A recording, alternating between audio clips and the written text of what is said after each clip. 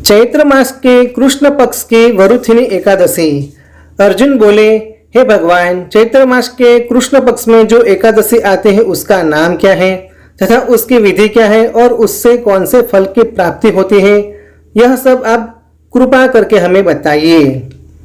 भगवान श्री कृष्ण बोले, हे कुंती नंदन, चैत्र मास के कृष्ण पक्ष में जो एकादशी आते हैं उसका नाम वरुथिनी एकादशी है। यह सौभाग्य प्रदान करने वाली है। इसका व्रत करने से मनुष्य के सभी पाप नष्ट हो जाते हैं। यदि इस व्रत को दुखी सधवा स्त्री करती है तो उसे सौभाग्य मिलता है। वरुथिनी एकादशी के प्रभाव से ही राजा मांधाता को स्वर्ग प्राप्त हुआ। इसी प्रकार धुंधुमार आदि भी स्वर्ग को गए।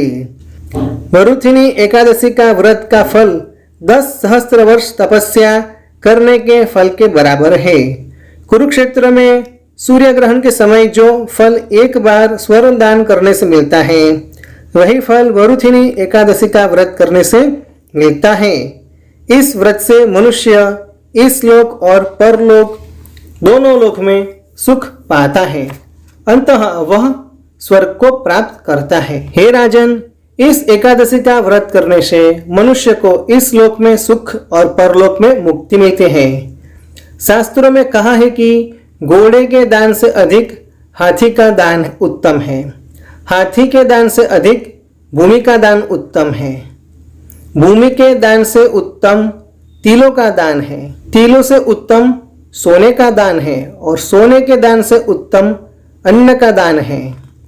संसार में अन्नदान के बराबर कोई भी दान नहीं है। अन्नदान से पितृ, देवता, मनुष्य आदि सब तृप्त हो जाते हैं। शास्त्रों में कन्यादान अन्नदान के बराबर माना जाता है। वरुथिनी एकादशी के व्रत से अन्न तथा कन्यादान दोनों उत्तम दानों का फल मिलता है। जो मनुष्य लोभ के वश होकर कन्या का धन ले लेते हैं या आलस्य और कामचोरी के कारण कन्या के धन का भक्षण करते हैं, वे प्रलय के अंत तक नरक में पड़े रहते हैं या उनको अगले जन्म में बिलावा का जन्म भोगना पड़ता है। जो मनुष्य प्रेम से एवं यज्ञ सहित कन्यादान करते हैं, उनके पुण्य को चित्रगुप्त भी लिखने में असमर्थ है। जो मनुष्य इस वरुथिनी एकादशी का व्रत करते हैं, उनको कन्यादान का फल मिलता है। वरुथिनी एकादशी का व्रत करने वाले को दशमी के दिन यह सब चीज़ों का त्याग करना चाहिए।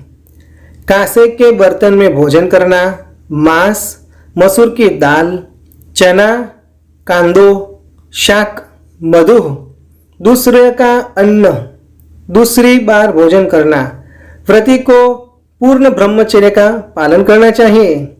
रात्रि शयन न करके सारा समय शास्त्र चिंतन और भजन कीर्तन आदि में लगाना चाहिए। दूसरों की निंदा तथा दुष्ट और पापी लोगों की संगत भी नहीं करनी चाहिए। क्रोध करना या असत्य बोलना भी वर्जित है। तेल तथा अन्न भक्षण भी वर्जित माना गया है। हे राजन, जो मनुष्य एकादशी का विधिपूर्वक व्रत करते हैं, उनको स्वर्गलोक की प्राप्ति होती है। अंत में मनुष्य को पापों से डरना चाहिए। इस व्रत के महात्मा को पढ़ने से 1 सहस्त्र गोदान का फल प्राप्त होता है। इसका फल गंगा स्नान करने के फल से भी अधिक है। वरुथिनी एकादशी की कथा वार्ता इस तरह है। बहुत समय पहले की बात है। माँ नर्मदा के किनारे एक राज्य था जिसका राजा मांधाता था। राजा बहुत ही पुण्यात्मा थे। अपनी दानशीलता के लिए दूर दूर तक प्रसिद्ध थे। वे तपस्वी और भगवान विष्णु के अनन्य उपासक थे। एक बार राजा जंगल में तपस्या के लिए चले गए और एक विशाल वृक्ष के नीचे अपना आसन लगाकर तपस्या आरंभ कर दी। अभी तपस्या में ही लीन थे कि एक जंगली भालू ने उन पर हमला कर दिया।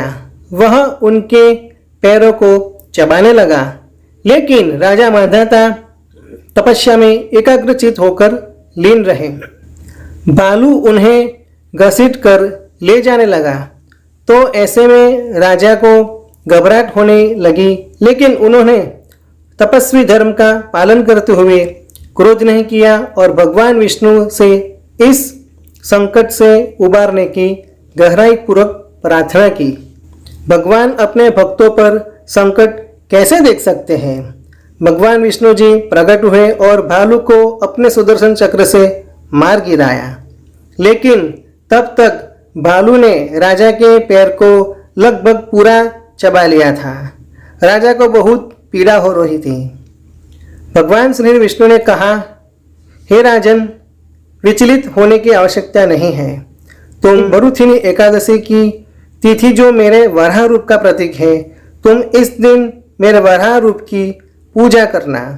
मेरी कृपा से तुम पुनः संपूर्ण अंग वाले हो जाओगे।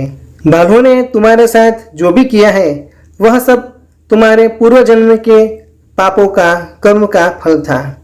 इस एकादशी के व्रत से तुम्हें सभी पापों से मुक्ति मिल जाएगी। ह्रीं विष्णवे नमः। ह्रीं नमो नारायण।